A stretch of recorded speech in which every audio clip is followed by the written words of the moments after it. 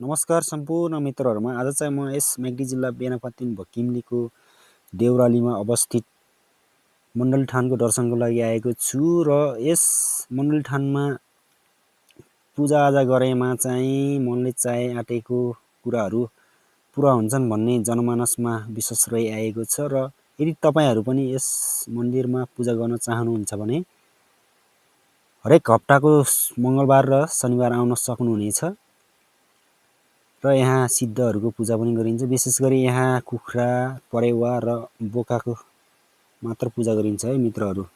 यो चाहिँ मण्डली मन्दिर हो र यहाँ मण्डली मन्दिरबाट देखिने भ्यूजहरू पनि हेर्न सक्नुहुन्छ है मित्रहरू। माथि माथि चाहिँ थोटनेरीको गाउँ हो। त्यसपछि यो यहाँनिर चाहिँ डाँडाखानी स्कुल रहेको छ जसमा हामीले सानो बाल्यकाल बिताएका थियौं पढेर।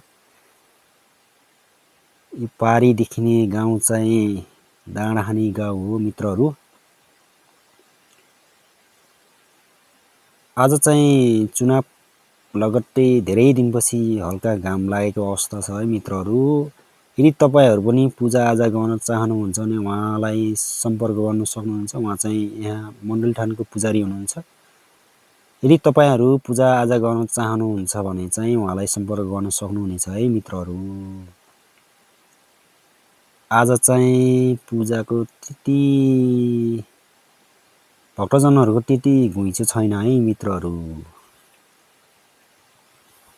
ल यदि तपाईहरु पनि पूजाआजा गर्न चाहनुहुन्छ भने चाहिँ यस बेनापातिन भकिमलीको चिनाखेत देउरालीमा अवस्थित मण्डल ठानको दर्शन गर्न सक्नुहुनेछ र पूजाआजा गर्न सक्नुहुनेछ है मित्रहरू। यो चाहिँ यहाँ चाहिँ विशेष गरी भाकल गरिएका कुराहरू पूजाआजा गरेर पूरा हुन्छ भन्ने चाहिँ जनमानसमा विश्वास रहिआएको छ है। यहाँ चाहिँ टाढा टाढादेखि मित्रहरू पूजा गर्नको लागि भाकल लिएर आउने गर्नुहुन्छ है मित्रहरू। ल यहाँ चाहिँ कुखुरा जुझिरहेका छन्। ल यदि तपाईहरु पनि यस मण्डली ठानको पूजाआजा गर्न चाहनुहुन्छ भने यस मण्डली ठानका पुजारी श्री चन्द्र छन्ट्यालज्यू र अमर छन्ट्यालज्यूलाई सम्पर्क गर्न सक्नुहुनेछ।